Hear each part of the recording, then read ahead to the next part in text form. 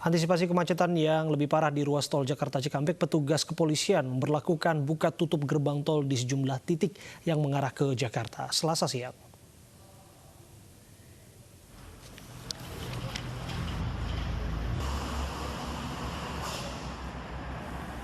Polisi memperlakukan sistem buka tutup di gerbang tol Kalihurip Utama yang mengarah ke Jakarta di kilometer 67 Dawan, Purwakarta, Jawa Barat. Buka tutup ini untuk memperketat masuknya warga yang terlanjur mudik menuju Jakarta demi menghentikan persebaran virus corona. Tidak hanya di gerbang tol Kalihurip, penutupan juga berlaku di gerbang tol Dawan. Pengendara yang melintas dari tol Cipularang menuju ke Jakarta dikeluarkan melalui gerbang tol exit Dawan dan dialihkan menuju ke jalur arteri Karawang atau Pantura Karawang.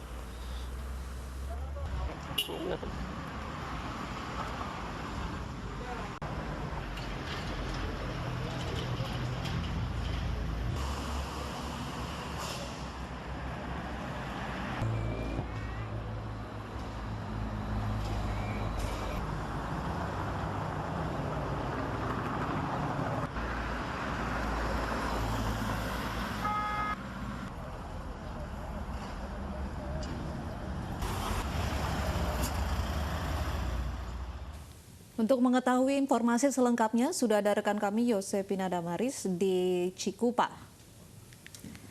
Yosepina, bagaimana situasi di sana? Apakah masih banyak pemudik yang berusaha untuk masuk ke wilayah Jakarta?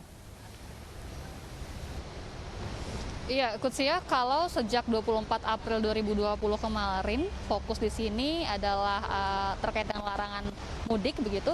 Mulai hari ini petugas sudah tidak lagi memfokuskan ke arus mudik, namun lebih ke arus balik. Dan bisa Anda lihat, Kutsia, bahwa penyekatan arus balik, pemeriksaan terkait dengan penyekatan arus balik ini tengah berlangsung mulai hari ini di gerbang tol Cikupa, Kabupaten Tangerang, Banten. Ada 3 lajur yang difungsikan untuk yang mengarah ke Jabodetabek dan ada antrian. Kalau dilihat ini ada antrian kendaraan dikarenakan adanya pemeriksaan yang dilakukan oleh petugas gabungan dari TNI Polri. Jadi kendaraan yang benar-benar diizinkan melintas ini memang mereka yang memiliki surat izin keluar masuk sebagaimana yang diatur dalam peraturan Gubernur Provinsi DKI Jakarta nomor 47 tahun 2020.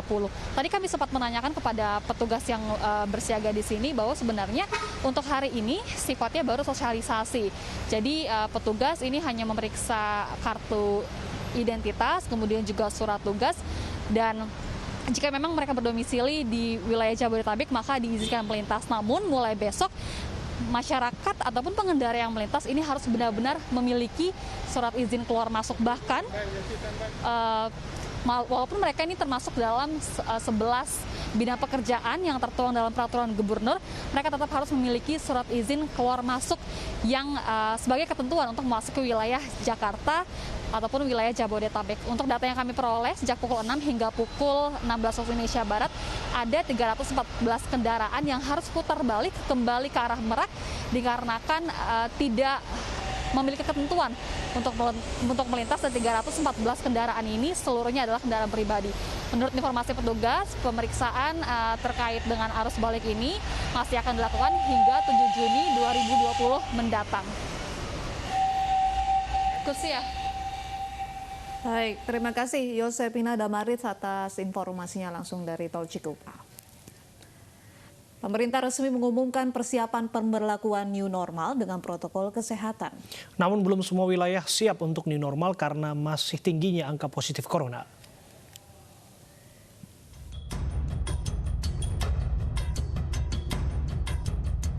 Pemerintah resmi mengumumkan persiapan pemberlakuan new normal dengan protokol kesehatan.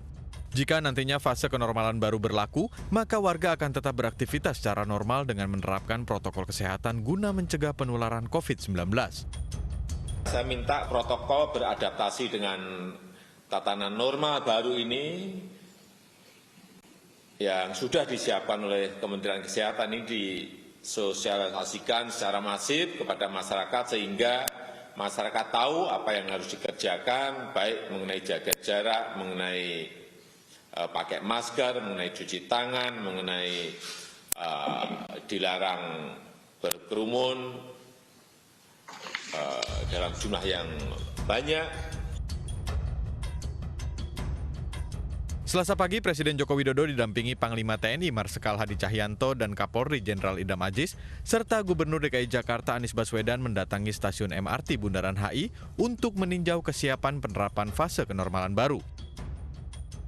Langkah ini diperkuat dengan menerjunkan pasukan TNI Polri ke tengah masyarakat untuk mengamankan 1.800 titik dan memastikan protokol kesehatan dipatuhi. 1 Juni mendatang, pemulihan ekonomi dengan membuka kembali operasional sektor industri dan jasa akan diterapkan. Sementara untuk mal, pasar, dan toko diperbolehkan buka kembali pada 8 Juni. Presiden Joko Widodo pun meninjau persiapan new normal di Pusat Perbelanjaan Summarecon Bekasi untuk mengecek supermarket dan toko farmasi yang beroperasi di pusat perbelanjaan. Rencananya Mall Summarecon Bekasi akan mulai buka Senin 8 Juni mendatang. Sementara itu, menjelang penerapan fase kenormalan baru, angka positif COVID di Jawa Timur masih tinggi. Hingga 26 Mei 2020, ada 3.943 kasus positif, 506 sembuh, dan 301 meninggal dunia. Dengan tingginya angka positif ini, Gubernur Jawa Timur mengaku belum siap untuk masuk dalam fase kenormalan baru. Hingga kemarin, Pemda Jawa Timur masih terus berupaya menekan angka pertumbuhan positif corona. Nantinya jika angka rate of transmission yang saat ini berada di angka 1,32 terus turun, Jawa Timur akan masuk dalam fase kenormalan baru. Tim Liputan iNews melaporkan. Bagaimana kesiapan wilayah yang akan menjalani new normal? Apakah sudah waktunya Indonesia menerapkan kenormalan baru? Kami akan membahasnya dengan Ketua Umum Ikatan Dokter Indonesia, Dr. Daeng Fakih. Kami juga sedang menghubungi Wali Kota Bekasi, Rahmat Effendi, yang wilayahnya menjadi percontohan new normal. Assalamualaikum, selamat sore, Dr. Daeng. Waalaikumsalam, selamat sore.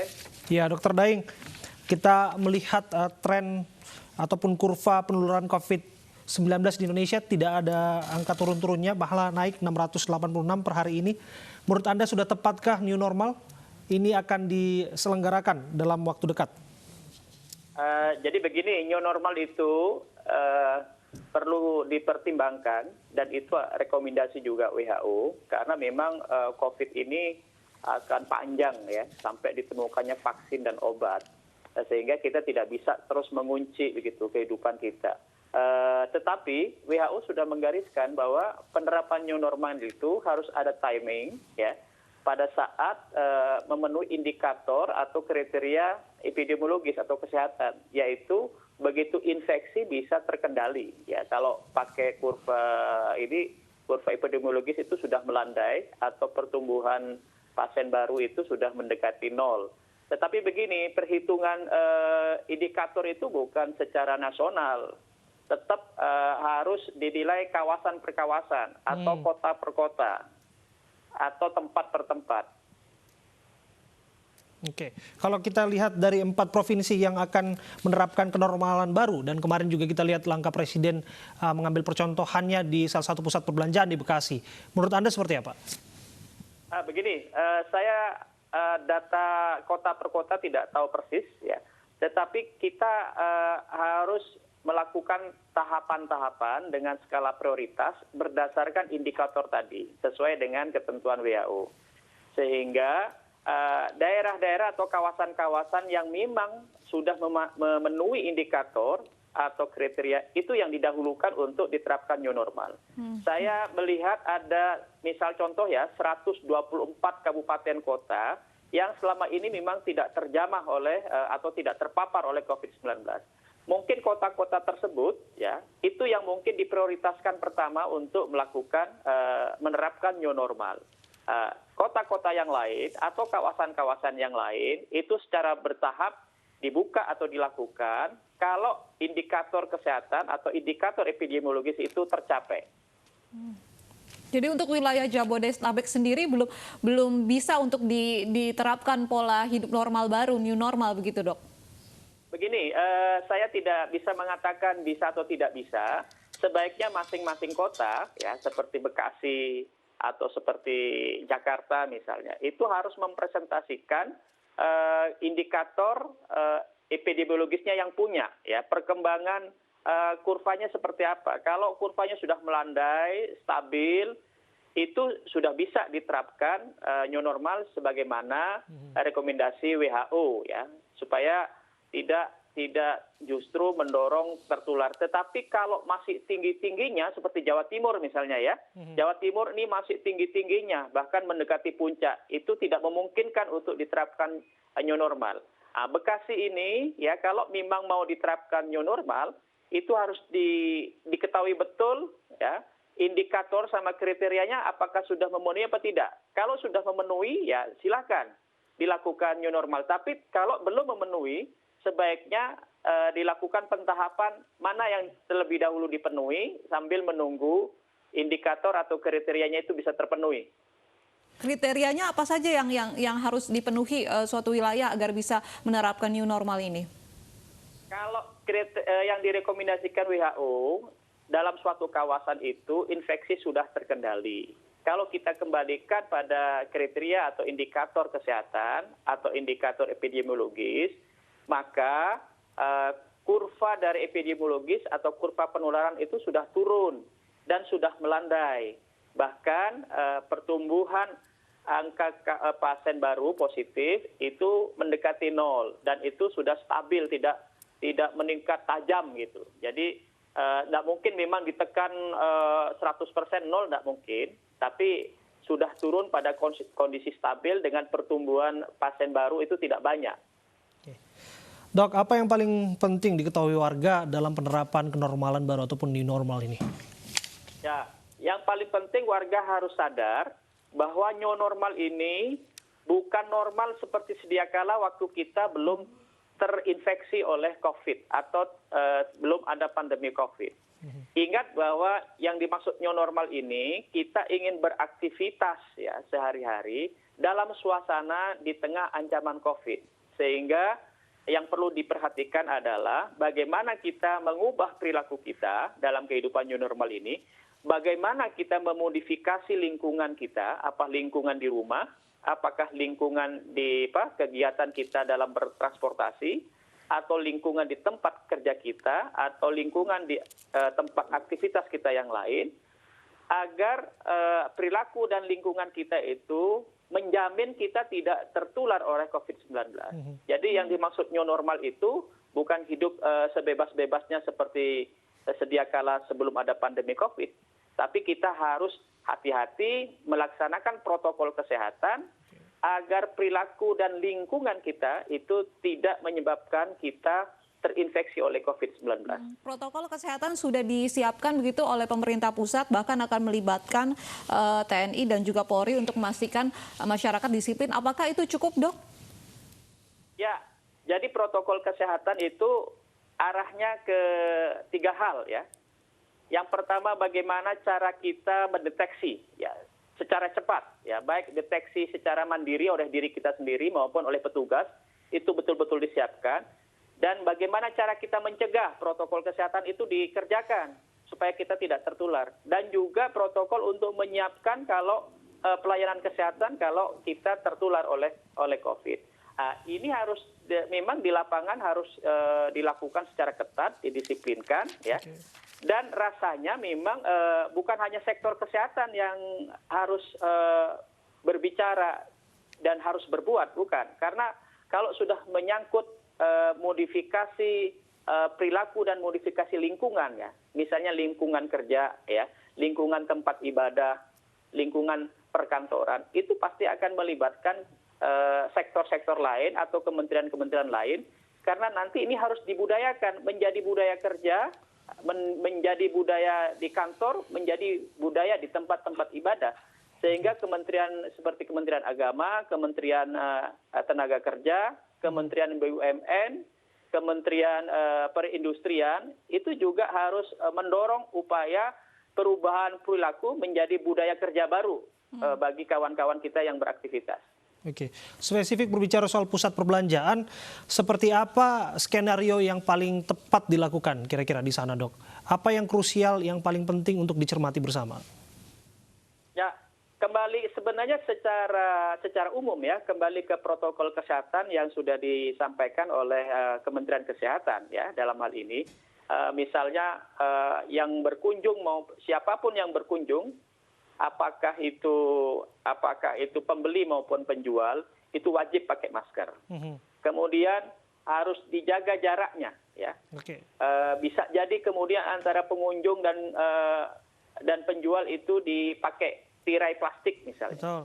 Kemudian disediakan tempat cuci baik keluar maupun masuk tempat. Mohon maaf potong, Dok. Soal jumlah pengunjung yang disebutkan dibatasi, seperti apa, Dok? Ini yang memang susah di lapangan, ya. Betul. Susah di lapangan untuk melihat crowded tidak crowdednya. Ini perlu pengawasan langsung di lapangan sehingga keramaian di tempat itu bisa dijaga yang dikatakan memenuhi physical distancing, ya. Ini memang tidak mudah, ya. Tapi harus ada petugas-petugas di lapangan yang betul-betul menjaga supaya kekroditan itu terpantau terus-menerus, ya.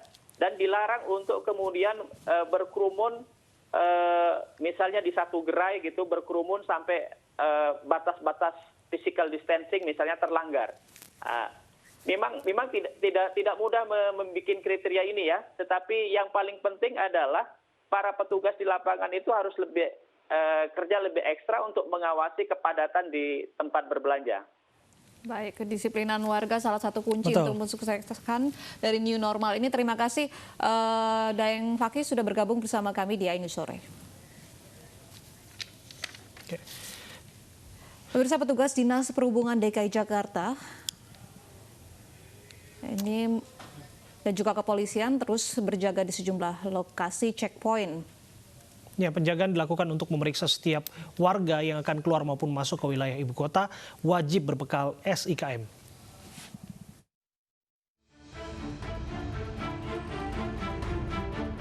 Setiap warga yang akan keluar dan masuk wilayah ibu kota harus memiliki surat izin keluar masuk. Namun tak sembarangan warga yang diperbolehkan untuk mendapatkan SIKM. Hanya mereka yang bidang pekerjaannya termasuk dalam sektor yang diperbolehkan beraktivitas selama PSBB yang bisa mendapatkan surat izin keluar masuk. Sementara itu, menurut Wakil Gubernur DKI Jakarta Ahmad Riza Patria, hingga saat ini seleksi permohonan SIKM terus diperketat. Memproses tidak kurang dari 132.845 yang mencoba mengisi formulir, kemudian juga sudah selesai 986 dan yang ditolak ada 3.930 dan yang masih dalam pengajuan 22. Ini data sampai kemarin, ya.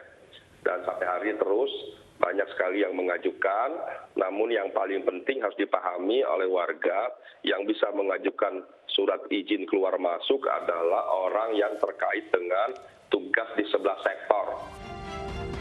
Warga bisa mendapat SIKM dengan mengakses corona.jakarta.go.id. Selanjutnya, siapkan berkas persyaratan, isi formulir permohonan, cek berkala pengajuan perizinan, lalu cetak dokumen.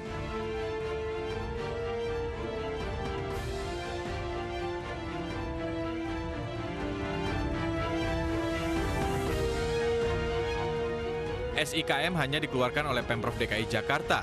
Sanksi dikenakan pada dua jenis kendaraan, yaitu angkutan antar kota dan pribadi. Angkutan antar kota akan diminta putar balik jika bergerak ke arah luar kota atau dari luar kota ke dalam kota. Sedangkan kendaraan pribadi hanya diperbolehkan antar wilayah Jabodetabek, sementara untuk luar kota harus disertai surat tugas dan surat keterangan sehat serta KTP. Tim Liputan iNews melaporkan.